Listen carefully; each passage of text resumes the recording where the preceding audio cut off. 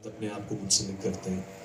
وہ نظریہ عمومی طور پر ہم اس کو مارکسزم کہتے ہیں، لیکن اس میں بھی جیسے میں بھی آپ کے سامنے بات رکھوں گا کہ اس میں بھی ارتقاء کا، اس میں بھی تبدیلی کا، ایڈیپٹیشن کا، حالات کے حساب سے اس کو ساتھ ساتھ یعنی کہ اس کی بھی نئی فارمز اور قسموں کے بارے میں سوچنا، یہ ہمارا کام ہے. اور صرف ہمارا یہاں پہ کام نہیں ہے، یہ پوری دنیا میں اس کی تاریخ ہے. کئی اچھی مثالیں بھی ہیں، کئی بہت اچھی مثالیں نہیں بھی ہیں، لیکن بنیادی طور پر مقصد یہ ہے کہ ہم کسی سوچ یا فکر کے ساتھ اپنے آپ کو منسلک کرتے ہیں. اب وہ سوچ اور فکر کیا ہے؟ وہ بنیادی طور پر سوچ اور فکر یہ ہے کہ اس کائنات میں، یا اس کم از کم جو ہمارا اس سیارے کی بات کر لوں یا اس دنیا کی بات کر لوں، اس کے اندر پیدا ہونے والا ہر انسان، اس کے جب وہ پیدا ہوتا ہے، ماں کے پیٹ سے نکلتا ہے، تو اس کے ماتھے پہ جاگیردار نہیں لکھا ہوتا یا افسر نہیں لکھا ہوتا، وہ ایک انسان ہوتا ہے. لیکن یہاں پہ انسانوں کے بنائے ہوئے نظام جو ہیں، جو معاشی، سیاسی، ثقافتی نظام ہے، اس کی وجہ سے وہ بندہ اس دنیا میں آتے ہی وہ کسی اونچ نیچ کے اندر جکڑا ہوا ہوتا ہے. ویسے تو اونچ والے کو تو پریشانی نہیں ہوتی کیونکہ وہ تو اوپر ہی ہوتا ہے، یہ نیچ والوں کی ہمیں زیادہ غرض ہے. اور وہ ذات پات کے حوالے سے ہو سکتا ہے، وہ قوم کے حوالے سے ہو سکتا ہے. جیسے آپ ایک ایسے خطے میں رہنے والے لوگ ہیں جس کے آج تک بنیادی سیاسی حقوق ہی نہیں آپ کو حاصل ہوئے، یعنی کہ آپ کو ایک متنازع علاقہ ہی 80 سال سے جیسے کہ نا گو مگو میں رکھا ہوا ہے کہ نہ آپ ادھر کے نہ آپ ادھر کے. تو وہ قومی یا لسانی یا ذات پات کے لحاظ سے یا جینڈر کے لحاظ سے کہ ہم ایک مردوں کی بالادستی والے سماج میں رہتے ہیں، تو صاف ظاہر ہے اس میں عورت کا مقام کم رکھا گیا ہے. وہ ویسے ہے نہیں لیکن رکھا گیا. اور سب سے پھر بڑھ کر ہم طبقے کی بات کرتے ہیں، کیونکہ طبقہ ایک ایسی کیٹیگری ہے جس میں طرح طرح کے لوگ آ سکتے ہیں. ایک محکوم ہے یا مظلوم ہے اور ایک حاکم ہے. تو فکر سے مراد یہ کہ ہم اس فکر اور سوچ کے لوگ ہیں کہ ہم صرف اپنے ارد گرد نہیں بلکہ پوری دنیا کو، اور پوری دنیا کے کم از کم انسان کی جب سے ہمارے پاس تاریخ کے کوئی شواہد ہیں، تو انسانی تاریخ کے بارے میں ہم جب سوچتے ہیں، جب ہم غور کرتے ہیں، تو ہمیں نظر آتا ہے کہ ایک طویل عرصے سے انسان ایک ایسے سماج کے اندر، ایک ایسے سماجی نظام کے اندر جکڑا ہوا ہے جس میں یہ حاکمیت کسی ایک چھوٹے سے طبقے کی ہے اور باقی عوام جو ہے نا اس کے تابع ہے. تو ہم اس پہ سوچتے ہیں، ہم اس کا مطالعہ کرتے ہیں. ہم صرف اس کے حوالے سے ایک جادو کی چھڑی کی بات نہیں کرتے، کیونکہ جادو کی چھڑی سے یہ مسئلہ حل بھی نہیں ہو سکتا. لیکن اگر میں کہوں کہ یہ نظام جو ہے نا میرے ساتھ آپ چلیں گے تو سب اچھا ہو جائے گا، جیسے ہمارے یہاں مروجہ سیاست کا طریقہ ہے کہ ایک لیڈر ابھرتا ہے اور اس کے گرد سارے اس کے دم چلے بنتے ہیں اور اس کا ایک نعرہ لگتا ہے کہ میں آؤں گا تو سب ٹھیک ہو جائے گا. ایسا نہیں ہے، ہم اس کو ایسا نہیں سمجھتے. تو ہم اس کی بنیادوں کو کریدنے کی کوشش کرتے ہیں. تو مارکسزم اس سائنس کا نام بھی ہے کہ جس سے ہم تاریخ کے اندر اس طبقاتی سماج کے ارتقاء کے مختلف مراحل کو بھی سمجھنے کی کوشش کرتے ہیں.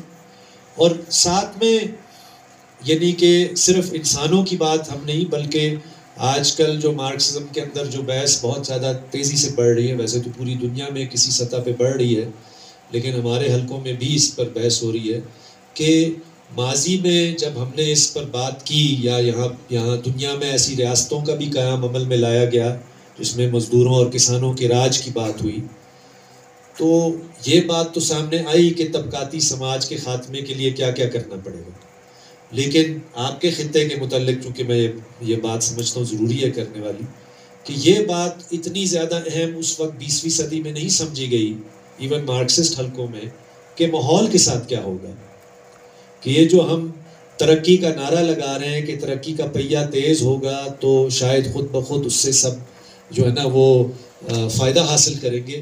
نہ سب فائدہ حاصل کرتے نظر آ رہے ہیں، تفریق بھی آپ کو بڑھتی ہوئی نظر آ رہی ہے. اور اب تو یہ بھی سوال پیدا ہو گیا کہ آنے والی نسلوں کا کیا بنے گا. اور یہ صرف جی بی کا مسئلہ نہیں ہے، یہ ہم اپنے نوجوانوں کو، پنجاب سندھ بلوچستان کے نوجوانوں کو ہر وقت سمجھانے کی کوشش کرتے ہیں کہ یہ یہاں کے گلیشیئر ہیں جس سے اس پورے سماج کے، اس پورے نیچے تک کے معیشت کا نظام چلتا ہے. اگر یہ گلیشیئر میلٹ مانسون سیزن میں ہوتا ہے تو پھر دریاؤں میں پانی جاتا ہے. اگر یہ گلیشیئر ہمیشہ کے لیے پگھل جائے تو ایک وقت کے لیے بدترین سیلاب آئے گا اور اس کے بعد پھر ہمیشہ کے لیے شاید پانی ہی ختم ہو جائے. تو یہ یعنی کہ مارکسزم اس سائنس کا بھی نام ہے کہ ہم اس پر بھی غور کریں کہ ہم نے خود جس طرح طبقات اور طبقاتی سماج کے خاتمے کی جو بھی کوششیں کی، اس کے اندر بھی نئی نئی چیزیں، نئے نئے تجربات، کیونکہ سائنس تو اسی کا نام ہے. ڈاکٹر صاحب بیٹھے ہیں، وہ آپ سے اس پر زیادہ تفصیل سے بات کریں گے کہ انسان تجربہ کرتا ہے، انسان اپنے حالات سے سیکھتا ہے. علم اسی کو کہتے ہیں کہ آپ اپنے حالات کے بارے میں جانکاری حاصل کریں. لیکن علم کا معاملہ اب ایک ایسے نظام کے اندر، نظام سرمایہ داری کے اندر ہم سمجھتے ہیں اتنا جکڑ گیا ہے کہ ہم نے انسانوں کو تو غلام تو بنایا ہے، ہم نے سے مراد ان معاشی اور سیاسی نظامات کے اندر، لیکن انسان نے بحیثیت مجموعی یا جن کے پاس یہ سارے نظام کا کنٹرول تھا، انہوں نے تو فطرت پر بھی اپنے جو ہے نا حلہ بولا. فطرت کے نظام کو بھی ایک طرح سے ہوتا ہے نا کہ کلونیلزم میں ہم کہتے ہیں کہ کانکویسٹ ہوتا ہے، کہ کسی کو کانکر کرنا، کسی خطے کو کانکر کرنا، عوام کو کانکر کرنا. تو یہ بھی تصور اب اتنا عام ہو گیا ہے کہ پانی، درخت، پہاڑ، اس کو بھی آپ بے دریغ جو مرضی کر لیں، یعنی کہ یہ انسان کے بالکل تابع ہے. اور اب اس کا ہم دیکھ رہے ہیں کہ عالمی سطح پر کلائمیٹ چینج کی بحث میں آپ کو نظر آ رہا ہے کہ اس پر اب نظر ثانی ہو رہی ہے کہ ایک نیچر کا ایک طرح سے انتقام بھی آ رہا ہے اس 200-300 سال کے، یعنی کہ سرمایہ دارانہ جدیدیت کے سارے تجربے کا. تو مارکسزم بہت، یہ تو میں نے آپ کو بہت ہی چھوٹا سا تذکرہ کیا، بہت ساری چیزوں کا نام ہے کہ جس میں ہم اپنے بارے میں، اپنی تاریخ کے بارے میں، اپنے ماحول کے بارے میں جاننے کی کوشش کرتے ہیں، سمجھنے کی کوشش کرتے ہیں. یقیناً ہم ساتھ میں صرف سائنس کو یا سائنسی طریقے سے چیزوں کو سمجھنے کے ساتھ ساتھ ہم ایک طرح سے، میں سمجھتا ہوں مارکسزم ایک فن بھی ہے. فن سے مراد کیا کہ ہم اس کے لیے کوئی سیاسی حکمت عملی بھی بناتے ہیں. جو ہمارا نظریہ ہے، جو ہماری سوچ ہے، جو ہماری انڈرسٹینڈنگ ہے، اس کی بنیاد پہ پھر ہم حکمت عملی بناتے ہیں کہ کیسے ہم ایک متبادل نظام، جیسے یہاں پہ لکھا نا متبادل ممکن ہے، متبادل نظام قائم کریں جس میں ہر انسان کو اپنا بنیادی حق بھی ملے، جس میں ماحول کو بھی ہم انسان کے ساتھ توازن کے ساتھ اس کو چلائیں، ٹھیک، جس میں یعنی کہ ریاست کے اندر رہنے والے تمام لوگوں کو واقعی شہری کہا جا سکے. شہری تو اس کو کہتے ہیں نا جس کو کوئی عمرانی معاہدے کے تحت آپ نے اس کے ساتھ کچھ حقوق دیے ہوں اور پھر اسی کے عوض وہ ریاست کو اختیار دیتا ہے کہ بھئی تم یہ اختیار رکھو. تو یہ سب کچھ اس کے لیے آپ بھی جدوجہد کرتے ہیں، ہم بھی جدوجہد کرتے ہیں، اسی کو فن کہتے ہیں. اب ہمارے یہاں جو مسئلہ ہے، جس چیز پر میں آپ کی توجہ دلانا چاہتا ہوں کہ یہاں پہ نہ وہ پہلا والا حصہ ہوتا ہے سوچ اور فکر کا، سوچنے کا، تاریخی مطالعے کا. اینڈ بائی دا وے یہ میں صرف سیاسی میدان کی بات نہیں کر رہا، یہ اگر صرف سیاست کے میدان کی بات ہوتی تو ایک بات تھی. آپ ہمارے ٹی وی ٹاک شوز دیکھ لیں، مطلب وہاں پہ یہی ہوتا ہے، ایک دوسرے پہ کیچڑ اچھالنا، میں آ جاؤں گا، تم برے، یہ اچھے، مطلب کوئی ایکچولی ڈھنگ سے کوئی کانٹینٹ نہیں ہے. ایکچولی اس سماج کے مسائل کیا ہیں. یہاں ہمارے عمومی یعنی کہ جو ایون تعلیمی نظام کے اندر یہاں پہ یہ تو نہیں سکھایا جاتا. میں خود مطلب اس شعبے سے میرا تعلق ہے، کم ہی ہوتے ہیں اساتذہ جو طالب علموں کو بھی کہتے ہیں کہ سوچو، خود اپنی صلاحیت پیدا کر لو، ان چیزوں کے بارے میں جانکاری حاصل کرو. بس ایک رٹا خور ہم نے بنانا ہوتا ہے ایک خاص سوچ کے مطابق، تاکہ کوئی سوال نہ ہو، تاکہ کوئی بحث نہ ہو. اور اب اس کے ہم نتائج دیکھ رہے ہیں سماج میں، سیاست میں بھی، کہ جب آپ لوگوں کو رٹا خور بناتے ہیں تو پھر جب وہ کسی بھی وجہ سے کوئی انڈر لائنگ، جس کو کہتے ہیں کہ اندر سے سماجی تنگی، معاشی تنگی کے نتیجے میں جب اظہار ہوتا ہے تو اظہار بڑا ایک خوفناک طریقے سے ہوتا ہے، کیونکہ لوگ اپنے مسائل کے اسباب بھی نہیں سمجھ پاتے. وہ کہتے ہیں یہ ساری میری بربادی کی وجہ یہ ہے. اس پر خوشامدید کہنا چاہتا ہوں. اس کے ساتھ آپ دوستوں کو اور خاص کر AWP کو اور آج کے اس آرگنائزیشن اور اس ایونٹ کی آرگنائز کرنے والے ہمارے ساتھیوں کو میں مبارکباد پیش کرنا چاہتا ہوں کہ پولیٹیکل ایکٹیویٹیز جو ہوتی ہیں وہ علمی اور فکری سطح پہ بہت کم ہوتی ہیں، اور جیسے کہ ابھی ڈاکٹر عاصم صاحب نے فرمایا اس میں فکر کے حوالے سے بہت کم بات کی جاتی ہے، نظریے کے حوالے سے بہت کم بات کی جاتی ہے. جہاں نظریاتی پارٹیاں ہوتی ہیں ان کے لیے اپنے نظریے اور اپنے فکر کے حوالے سے اس پہ سوچنا، اس پہ علم حاصل کرنا، اس پہ بحث کرنا انتہائی ضروری ہوتا ہے، اور علم کے بغیر عمل آپ کا ادھورا رہتا ہے. تو دنیا میں جو سیاست ہوتی ہے وہ دو طرح کی سیاست ہوتی ہے.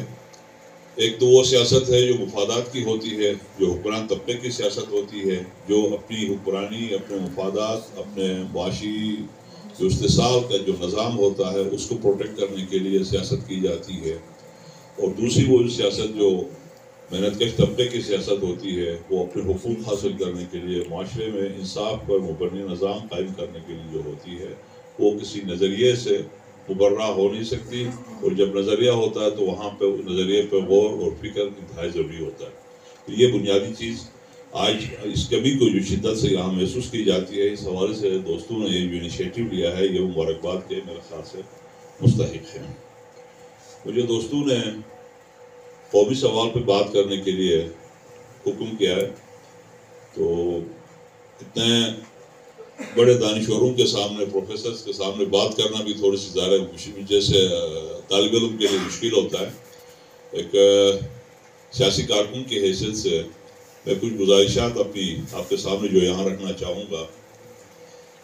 وہ قومی سوال کے حوالے سے ایک تو یہ ہے کہ خود پاکستان کے اندر قومی سوال آج کے جو حالات ہیں وہ ہم جب دیکھتے ہیں گوادر کی اس ساحل سے لے کر مختلف پورب پاکستان کے علاقوں کے اندر، بالخصوص بلوچستان اور KP کے اندر جس طرح سے شدت سے بات اٹھائی جا رہی ہے، وہ پاکستان میں موجود قومی سوال کا جو بحران ہے اس کی شدت کا اشارہ دیتا ہے. جہاں تک اس خطے میں جہاں پہ ہم پچھلے 76-77 سالوں سے پاکستان کے زیر انتظام ہیں، یہاں پہ انتظامی مشینری تو پاکستان کی ہے، لیکن وہ سیاسی حقوق، وہ بنیادی انسانی حقوق جو کسی شہری کو حاصل ہوتے ہیں وہ یہاں پہ نہیں ہیں. اور ہم ایک متنازع حیثیت کے اندر، جس طرح سے ڈاکٹر صاحب نے فرمایا، ایک لمبو کے اندر مولف ہیں ہم یہاں پہ. تو اس میں یہاں کا جو قومی سوال ہے کیسے پیدا ہوا، اس کی نوعیت کیا ہے، یہ وہ سوال ہے جس پہ ہمیں غور سے دیکھنے کی ضرورت ہے. تو ہمارا جو علاقے کا تنازع ہے، اس سے ہمارے قومی سوال کا، اس خطے کے اندر شناخت کا جو بحران ہے اس کا بنیادی تعلق ہے. اور یہ جو مسئلہ ہے وہ 1947 میں پاکستان اور ہندوستان کی تقسیم، برصغیر کی جو تقسیم ہوئی، وہاں سے شروع نہیں ہوتا بلکہ اس سے پیچھے جا کے برطانوی سامراجی دور سے شروع ہوتا ہے. برطانوی سامراج جب برصغیر میں پوری طرح سے قابض ہوا تو اس زمانے کی جو دو بڑی قوتیں تھیں، سامراجی قوتیں، برطانوی سامراج اور زار روس کی شکل میں، جو ہمارے شمال کی طرف بالکل پیچھے جو ہمارے جو علاقے ہیں، جو یہاں سے 100 کلومیٹر بھی فاصلہ نہیں بنتا ڈائریکٹلی، ان علاقوں تک یہ جو آئے ہوئے تھے، ان کے درمیان جو مہارازائی ہوئی اسے مورخین نے tournament of shadows, great game اور اس طرح کے ناموں سے یاد کیا ہے. جہاں پہ ہندوستان میں برطانوی سامراجیت جو قائم تھی، پہلے ایسٹ انڈیا کمپنی کی شکل میں اور اس کے بعد تاج برطانیہ کی براہ راست حکومت کی شکل میں، اس کا مقصد اس خطے کے وسائل کی لوٹ مار تھی. یہاں پہ ان کا سامراجی معاشی استحصال تھا، وہاں پہ اس خطے میں ہمارے ہاں آ کے سچ اس طرح کی کوئی ایکسپلوریشن نہیں ہوئی، یہاں سے اس طرح سے کوئی ایکسپلوئٹیشن نہیں ہوئی. لیکن پھر یہاں آنے کا ان پہاڑی دروں میں ان کا مقصد کیا تھا؟ وہ اسٹریٹجک ڈیفنس تھا اس علاقے سے. اور اس اسٹریٹجک ڈیفنس میں سب سے بڑا جو خطرہ تھا، دونوں سامراجی قوتیں ایک دوسرے سے اس خوف میں مبتلا تھی کہ کہیں ایک سامراج اگلے سامراج کے پاس اس کے اوپر جا کے اس کے ڈومین میں یا اس کے علاقے کے اندر جا کے وہ قابض نہ ہو.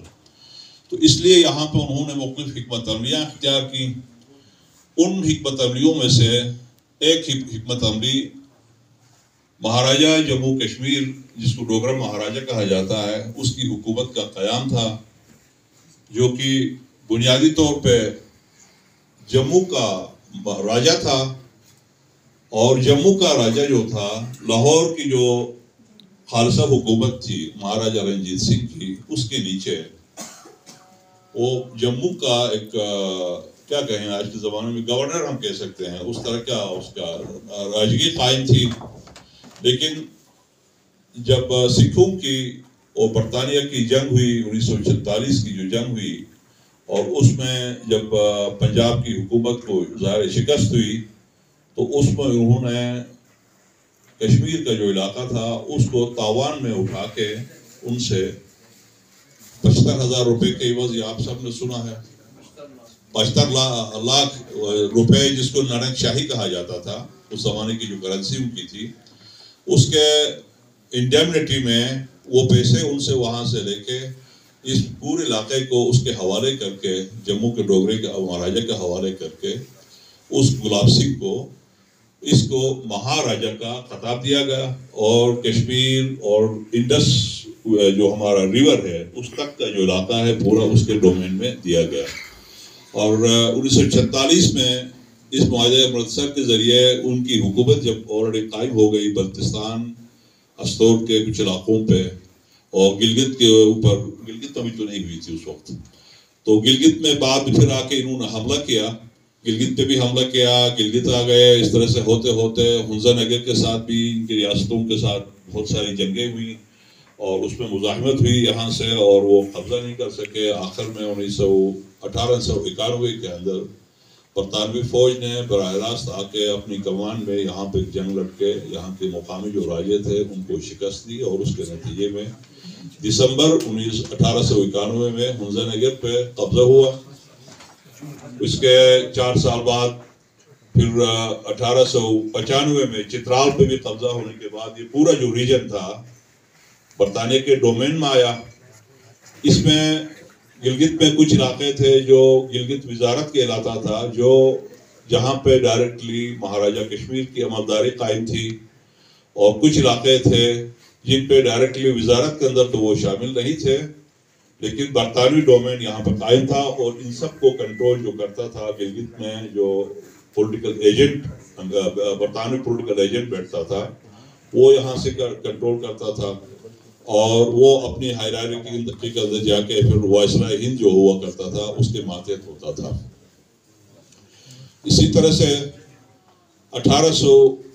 1917 میں جب سوویت یونین میں انقلاب آیا اور سوشلزم کا جو نیا نظام اور پرانا جو استحصالی نظام تھا اس کا خاتمہ ہوتے، جب سوشلسٹ حکومت یہ جو تاجکستان اور دوسرے جو علاقے ہیں یہاں پہ سینٹرل ایشیا کے، ان تک جب یہاں پہ پھیل گئی، تو یہاں پہ برطانوی حکومت کو اپنے مفادات خطرے میں جب نظر آئے تو انہیں انڈائریکٹ کنٹرول کے بجائے ڈائریکٹ کنٹرول کرنے کا خیال آیا. اور اس سوچ کے تحت انہوں نے گلگت کو مہاراجہ کشمیر سے 60 سال کے لیز پہ 1935 میں لے کے مہاراجہ کی یہاں سے حکومت کو ختم کیا، اور ڈائریکٹلی اپنے کنٹرول میں گلگت وزارت کو، غزر کے علاقوں کو اور اس پورے ریجن کو انہوں نے اپنے کنٹرول میں رکھا.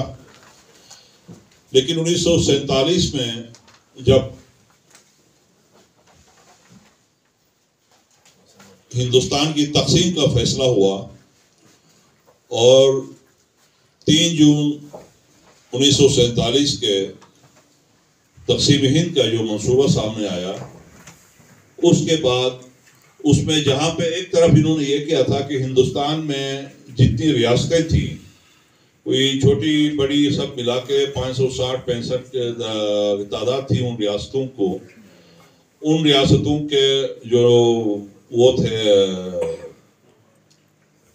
راجے تھے، نواب تھے، مہاراجے تھے، ان کو یہ اختیار انہوں نے دیا کہ آپ اپنا ریاست کا فیصلہ کر لیں، جس ملک کے ساتھ ملنا ہے آپ ڈیسائیڈ کر لیں گے۔ شکریہ ادا کرنا چاہتا ہوں۔ موضوع پر آنے سے پہلے میں یہ بات کروں گا کہ جب بھی میں ہنزا آتا ہوں، اور کم ہی آتا ہوں، لیکن جب بھی آتا ہوں میرا دل باغ باغ ہو جاتا ہے۔ صرف یہ نہیں کہ پہاڑ خوبصورت ہیں، یہاں کے لوگ انتہائی پرخلوص، مہماندار اور تہذیب یافتہ ہیں، اور پاکستان میں بہت کم جگہ رہ گئی ہیں جہاں لوگ مہذب ہیں، تہذیب یافتہ ہیں۔ یہ ان میں سے ایک ہے، اور میں خاص طور پہ یہ اس لیے کہہ رہا ہوں کہ یہاں مجھے یہ پشاور نہیں دکھائی دیتا، یہ طالبان کا کابل نہیں ہے۔ یہاں خواتین دکھائی دیتی ہیں، جب آپ ان کو سلام کریں وہ وعلیکم سلام کرتی ہیں، جب وہ آپ کو دیکھتی ہیں وہ سلام کرتی ہیں۔ اور آج میں کئی دنوں سے ادھر گھوم رہا ہوں، 3 دن سے گھوم رہا ہوں، اور اس بنا پر میں یہ کہتا ہوں کہ آپ لوگ پاکستان کے بہترین لوگوں میں شمار ہوتے ہیں۔ اچھا چلیے اب موضوع کی طرف آتے ہیں۔ بہت جامع انداز میں عاصم نے ادھر کے مسائل کی نشاندہی کی، اس میں بہت اضافہ ہو سکتا ہے۔ سلطان صاحب نے جو باتیں بتائیں کہ کشمیر کی تاریخ کیا ہے، اور کہ اس خطے کے اوپر کیسے اوروں کی اجارہ داری ہے، کیسا کنٹرول ہے، اس میں بہت وزن ہے۔ میں اس کو ذرا بڑے تناظر میں، اس سے بڑے تناظر میں دیکھنا چاہوں گا۔ آج اگر آپ باہر کی دنیا کی نظروں سے پاکستان کی طرف دیکھیں تو ایک ناکام ریاست سامنے آتی ہے، اور یہ صرف میرا نقطہ نظر نہیں ہے، نہ عاصم کا ہے، یہ دنیا کا کہنا ہے کہ دس از اے فیلڈ اسٹیٹ۔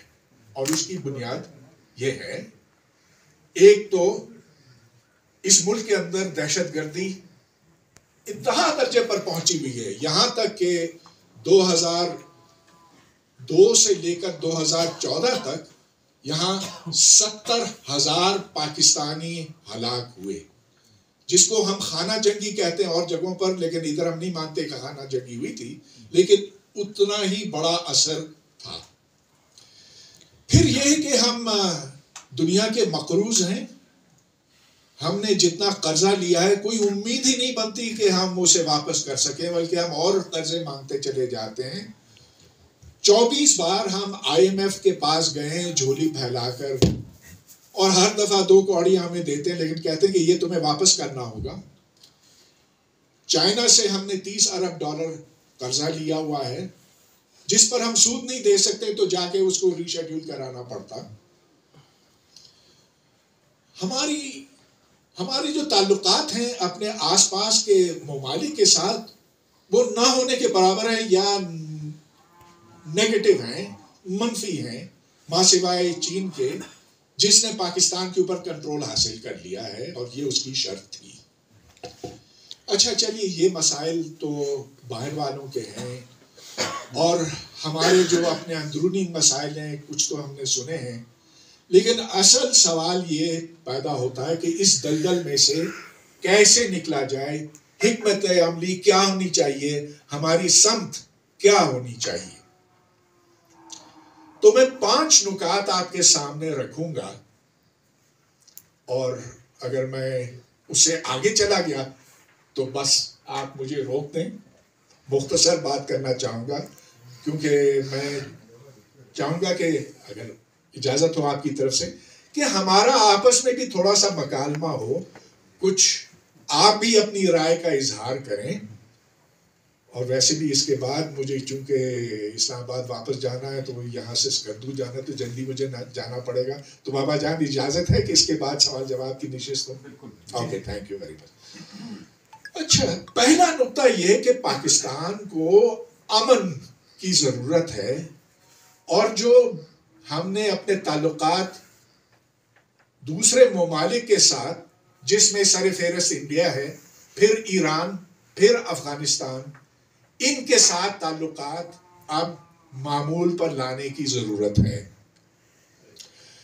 دیکھیے، ہم نے 4 جنگیں لڑی ہیں ہندوستان کے خلاف. 3 جنگیں تو ہم نے خود شروع کی تھی. اب دیکھیے، اس سے انکار تو ہو نہیں سکتا نا.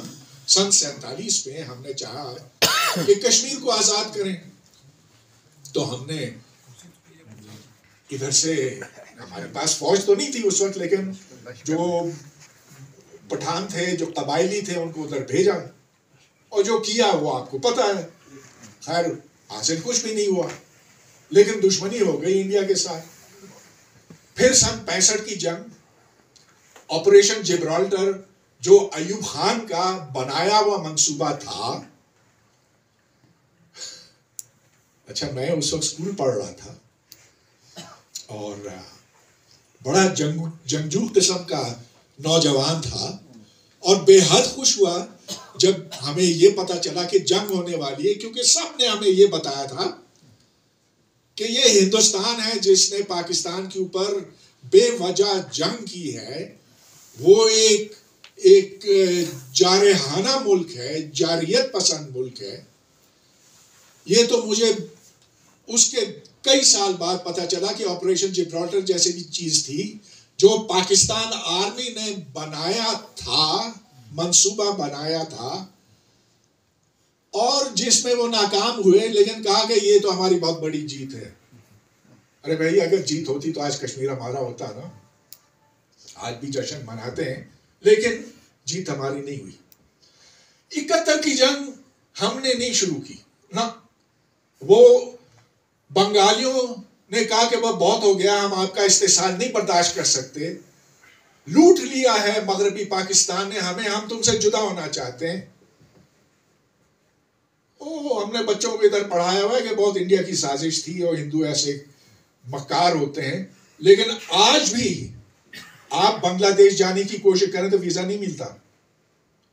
وہ کہتے ہیں پہلے تم معافی مانگو کہ تمہاری فوج نے ہمارے ساتھ کیا ظلم کیا، اس کے بعد پھر ہماری بات ہوگی، پھر ہم آپ کو ویزا بھی دیں گے. تو خیر، وہ جنگ ہم نے نہیں شروع کی. آدھا ملک ٹوٹ گیا. 90,000 ہمارے بہادر فوجیوں نے ہتھیار ڈال دیے، قیدی بن گئے، بے عزت ہو کر واپس آئے. بھٹو صاحب نے ان کو پھر چڑھا دیا اوپر، وہ اور بات ہے. پھر ہوئی کارگل کی جنگ، جو ہماری شروع کی ہوئی جنگ تھی، جس میں کتنے ہزار مرے بے وقت، 800، لیکن 800 تو یہاں ہے نا، ادھر بھی تو ہے. تو کیا حاصل ہوا؟ کیا کشمیر زور بازو سے کبھی ہم حاصل کر سکتے ہیں؟ سوال ہی نہیں پیدا ہوتا. آج انڈیا ہم سے اقتصادی لحاظ سے 10 گنا کیا 20 گنا بڑا ہے. اگلے 10 سال میں وہ ہم سے 50 گنا بڑا ہو جائے گا. تو چھوڑ دیں کشمیر کے مسئلے کو، چھوڑ دیں، یہ ملے گا نہیں آپ کو. ہار مان لیں. اس کے بغیر فوج ہمارے گلے پڑے رہے گی. یہ محض ایک بہانہ ہے کہ کشمیر فتح کرنے کے لیے ہمیں بڑی فوج چاہیے. ہو ہی نہیں سکتا. مشرف نے جو بات کی تھی نا، بہت معقول تھی. حالانکہ اس نے خود کارگل شروع کیا تھا. اس نے کہا کہ بس بہت ہو گئی، آپ مان لو لائن آف کنٹرول کو، جو ان کا ہے سو ان کا ہے، جو ہمارا ہے سو ہمارا ہے. اس آنا جانا ممکن آسان کر دو، تجارت شروع کر دو، تب ہی یہ معاملہ کچھ ٹھنڈا ہوگا، وگرنہ نہیں. تو خیر وہ بھی نہیں ہو سکا، وجوہات الگ ہیں۔ تو یہ میرا پہلا نقطہ تھا کہ اپنے جو پڑوسی ممالک ہیں ان کے ساتھ سمجھوتا کر لو۔ دیکھیے ہمیں اس چیز میں نہیں پڑنا چاہیے کہ کشمیر کا مستقبل کیا ہونا چاہیے، کیا یہ انڈیا کا قبضہ جائز ہے کہ ناجائز ہے، یہ تو وقت طے کر لے گا، ہوتا ہے تو ہو، نہیں تو اسی طرح اس کو آگے چلاتے جائیں۔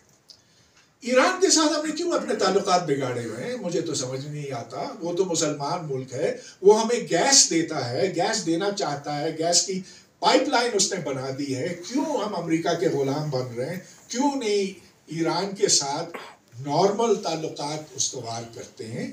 یہ کرنا چاہیے۔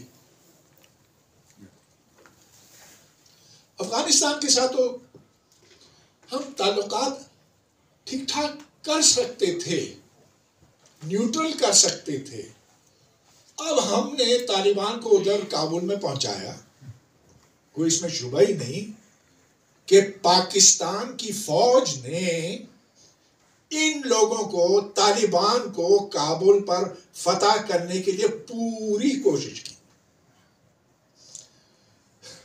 تو جنرل حمید گل کا فلسفہ یہ تھا، اور اب جو ہمارے ISI کے چیف تھے، جو ہی طالبان اس کابل پر قابض ہوئے تو ادھر گئے اور ہوٹل میں چائے پی رہے تھے، دنیا کو دکھا رہے تھے کہ بابا ہماری جیت ہو گئی۔ ٹھیک، اچھا، تو پہلا نقطہ ختم۔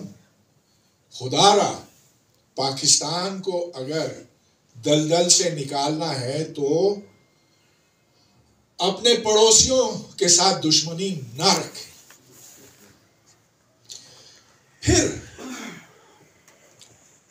اس ملک میں جتنا اونچ نیچ ہے، طبقاتی فرق ہے، اسے کم کرنا، ختم تو شاید نہ ہو سکے، کم کرنا اشد ضروری ہے۔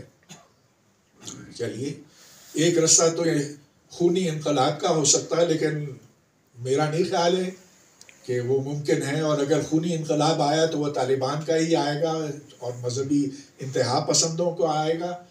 تو اگر یہ برابری کرنی ہے تو پھر رستہ کیا ہے؟ رستہ جناب ٹیکس کا ہے، مگر وہ ٹیکس نہیں جو عام دیتے ہیں، وہ ٹیکس نہیں جو عام لوگ دیتے ہیں۔ ٹیکس کریں ان لوگوں کو جن کے پاس دولت ہے، اور ڈھیر ساری دولت ہے اور ناجائز دولت ہے۔ ملک ریاض تو ایک ہے، مگر یہ جو فوجی فاؤنڈیشنز ہیں، شاہین فاؤنڈیشن ہے، FWO ہے، جتنے یہ بڑے فوجی ادارے ہیں جو ٹیکس ایک روپیہ نہیں دیتے،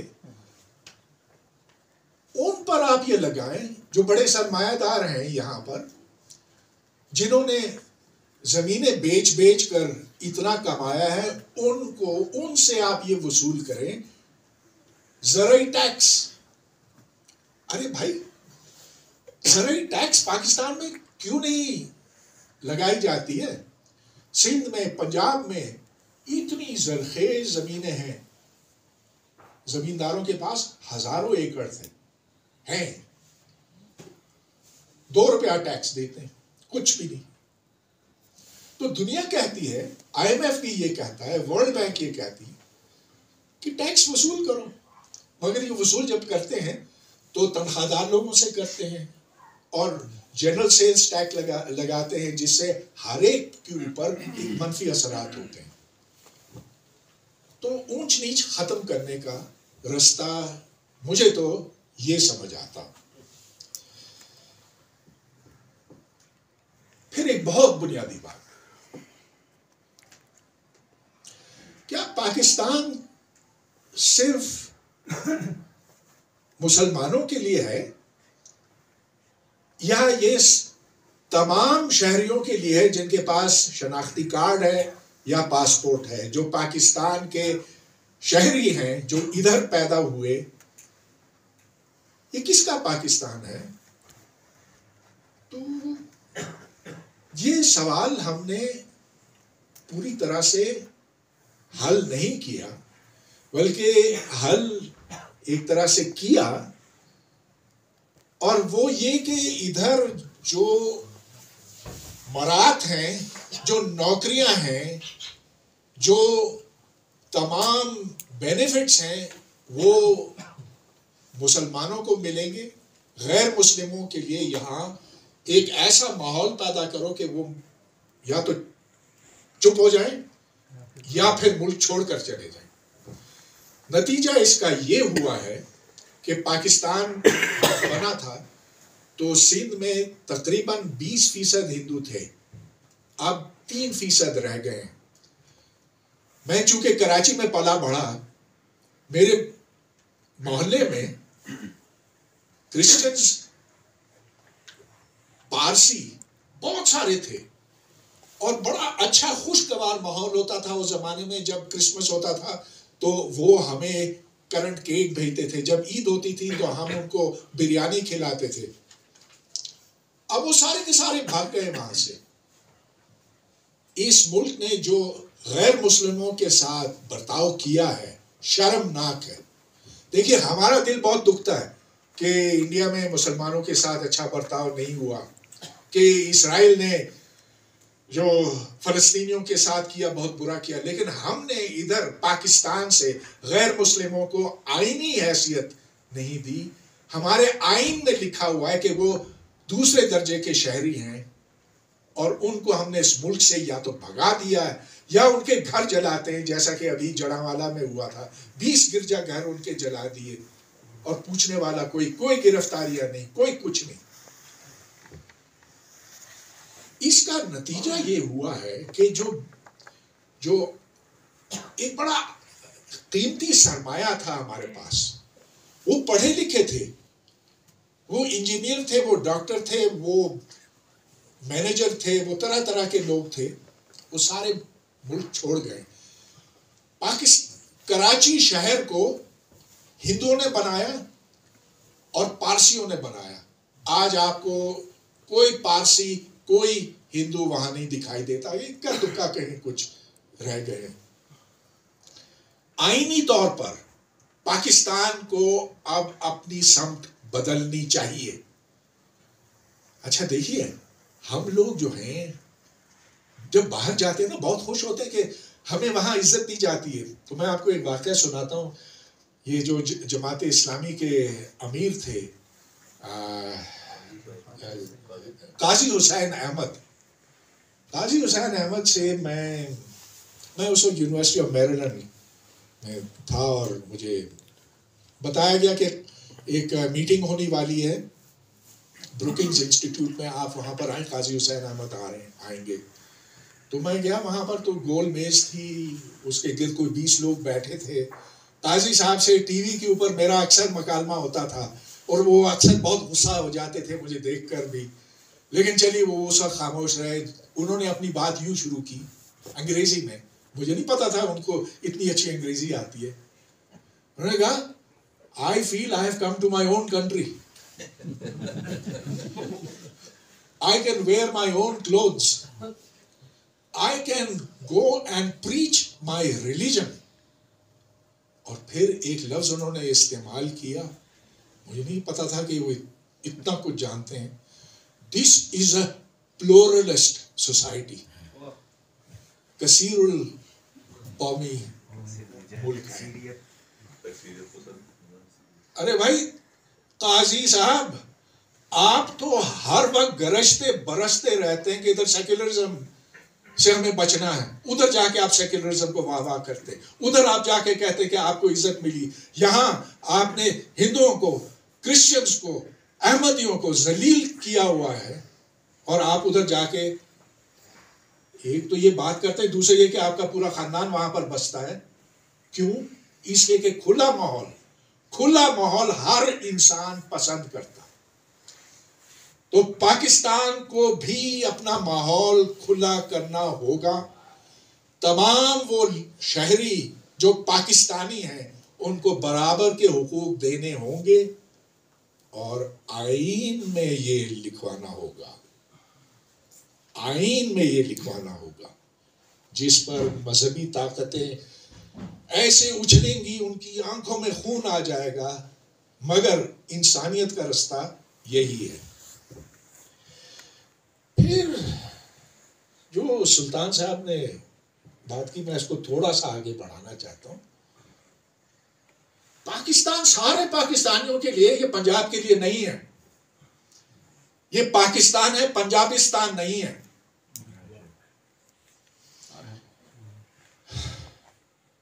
آپ لوگ پھر بھی ٹھیک ہے، پھر بھی ٹھیک ہے، جائیں بلوچستان، ادھر ہر ٹیلے پہ، ہر پہاڑ پہ مشین گن روڈ کی طرف، آپ کی طرف ان کی نالیاں دکھائی دیتی ہیں، جگہ جگہ روڈ بلاک ہیں۔ میں بھی حال میں گوادر گیا تھا۔ اچھا مجھے تو کچھ نہیں کہ جب وہ روکتے ہیں مجھے کچھ نہیں کہتے ہیں، میں تو کوئی باہر والا لگتا ہوں، لیکن ادھر کے مقامی لوگ ہیں، ان کو روک کر ان کا شناختی کارڈ مانگتے ہیں، پوچھتے ہیں کہ تم کہاں سے ہو۔ ان کا جواب یہ ہوتا، جو نڈر ہوتے ہیں، دبنگ ہوتے ہیں، آپ کہاں سے؟ مگر دیکھیے کم ہی لوگ اس طرح کی ہمت کر سکتے ہیں، کیونکہ ان کے پاس بندوق ہے، ہمارے پاس نہیں ہے۔ تو خدا را پنجاب کے لوگ، پنجاب کی جو اشرافیہ ہے، پنجاب کی جو حکومت ہے، سمجھ لو اس بات کو، اس سے پہلے کہ مشرقی پاکستان والی صورتحال وہاں پر پیدا ہو، اس میں میں قصوروار پنجاب کو ٹھہراتا ہوں، اور وہ اہل اقتدار وہاں پہ جو زیادہ تر فوج میں ہیں، انہوں نے بلوچستان میں یہ صورتحال پیدا کی ہے، اور خدا نہ کرے کہ کسی دن وہ پاکستان کے دیگر علاقوں میں بھی یہ صورتحال پیدا کرے، سارا قصور انہی کا ہوگا۔ اچھا آخر میں جو ہمارے دوست نے کہا کہ یہ میرا 5واں اور آخری نقطہ ہے، عاصم نے بھی اس کی طرف اشارہ کیا، نظام تعلیم۔ اتنا گرا ہوا معیار آپ کو پوری دنیا میں نہیں ملے گا، بشمول صومالیہ اور روانڈا کے، جو افریقہ کے پسماندہ ملکوں میں شمار ہوتے ہیں۔ یہاں جو ہمارے پڑھے لکھے گریجویٹس ہیں، ان کے پاس بی اے ہے، ان کے پاس ایم اے ہے، پاس کے بعد پی ایچ ڈی ہے، ارے انہوں نے کبھی زندگی میں کتاب ہی نہیں پڑھی ہے، کوئی خط نہیں لکھ سکتے، جب وہ سوشل میڈیا پر انٹریکٹ کرتے ہیں تو انگریزی غلط، اردو چلو گزارے کی کچھ کر لیتے ہیں، مگر سوچ زیرو۔ میں آپ سے سوال کرتا ہوں، آپ نے کبھی کسی پروفیسر کو کتاب پڑھتے ہوئے دیکھا ہے پاکستان میں؟ میں نے 47 سال قائد اعظم یونیورسٹی میں پڑھایا ہے، میں ان کے گھروں میں بھی جاتا ہوں اور دیکھا کہ بہت بڑا پلازما اسکرین لگا ہوا ہے، اتنا بڑا کہ یہ آدھی دیوار کے برابر کا ہے، لیکن کتاب ان کے گھروں میں کوئی نہیں، پڑھتے نہیں ہیں، کوئی مسئلے کا احاطہ نہیں کر سکتے، ان کی سوچ بھی کچھ نہیں ہے، بس وہ تنخواہ لیتے ہیں، اور ہم کہتے ہیں نا کہ یہ فوجی کرپٹ ہے، یہ بیوروکریٹس کرپٹ ہے، سب سے بڑے کرپٹ لوگ جو ہیں وہ پروفیسر ہیں اس ملک میں، میں خود بھی پروفیسر ہوں، لیکن اسی لیے میں یہ کہہ سکتا ہوں ان کو نزدیک سے دیکھ کر کہ وہ علم سے محبت نہیں کرتے، وہ تنخواہ کے پیچھے ہیں۔ نتیجہ یہ کہ جو ہمارا معیار تعلیم ہے وہ گرتا چلا گیا ہے۔ آپ جتنی بھی یونیورسٹیاں بنا دیں، آپ نے کہا لوگ جو اپنا پیٹ کاٹ کر اپنے بچوں کو کالج بھیجتے ہیں، ان کو نوکریاں نہیں ملتی ہیں، پھر بھی ارے بھائی نوکری کیسے ملے گی جب تک ان کے پاس وہ ہنر نہ ہو، وہ تعلیم نہ ہو، وہ سوچ کا انداز نہ ہو جس سے ایک جدید معاشرہ آگے بڑھ سکتا ہے۔ دوستو ذرا اس بات پہ سوچیں، جو ہمارے سامنے اس وقت دنیا میں سب سے بڑا ظلم ہو رہا ہے وہ کہاں ہے؟ غزہ میں. اسرائیل جو مارے جا رہا ہر روز مارے جا رہا. کتنے عرب ہیں؟ 600 ملین عرب ہیں. کتنی دولت ہے ان کے پاس؟ بے حساب. کتنی یونیورسٹیاں ہیں ان کے پاس؟ ہزاروں. مگر کیوں ان میں طاقت نہیں ہے؟ کیوں دمخم نہیں ہے؟ کیونکہ جو انداز تعلیم کا ہے وہ انہوں نے جانا نہیں، اس کا مقصد نہیں جانا. تو وہ جو بیچارے نوجوان سمندر میں غرق ہو کر تباہ ہوتے ہیں، مر جاتے ہیں، اس امید میں جاتے ہیں کہ ان کو ادھر کوئی ملازمت ملے.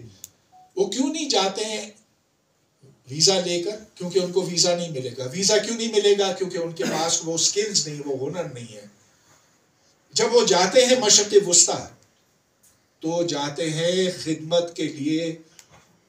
عربوں میں جو ادھر کے مقامی لوگ ہیں وہ ان کو بلاتے ہیں سڑکیں صاف کرنے کے لیے، کھانا پکانے کے لیے، پلمبر کے لیے، چھوٹے موٹے کاموں کے لیے بلاتے ہیں. جبکہ وہ انڈینز کو بلاتے ہیں کہ آپ آئیں یہاں مینیجر بنے، ٹیکنیشین بنے، پروفیسر بنے، جو بھی ہے. پچھلے سال جو ورک ویزاز دیے گئے تھے پاکستانیوں کو 80% ڈرائیوری ویزا تھے. تو ہم صرف خدمتگار بن کے رہ گئے، عربوں کے خدمتگار. اچھا، اب یہ سوال پیدا ہوتا کہ ہماری تعلیم اتنی ناقص کیوں ہے؟ اس لیے کہ ہم نے تعلیم کا مقصد نہیں سمجھا. تعلیم اس چیز کو کہتے ہیں جو دماغ کے دریچے، دماغ کی کھڑکیاں کھولتی ہے، جو ایک بچے کو سوچنے اور سمجھنے کی صلاحیت پہنچاتی ہے. اسرائیل میں کتنے لوگ ہیں؟ 7 ملین. کراچی کی آبادی 22 ملین 23 ملین. یعنی کہ آپ 3 اسرائیل کراچی کے اندر فٹ کر سکتے ہیں. مگر کیونکہ ان کی جو تعلیم، ان کی جو تربیت، ان کا جو سائنسی انداز فکر ہے، اس نے اپنے مخالفین کو زیر کر دیا. اب دیکھیے لبنان میں کیا ہوا. وہ جو پیجر کا آپ نے سارا قصہ سنا نا، بھائی کیا چالاکی. یہ جو چھوٹے موبائل فون ہیں ایسے، اچھا اس کے اندر انہوں نے فٹ کیا ہے بارود. تو اتنے سے چھوٹے فون کے اندر آپ سوچیں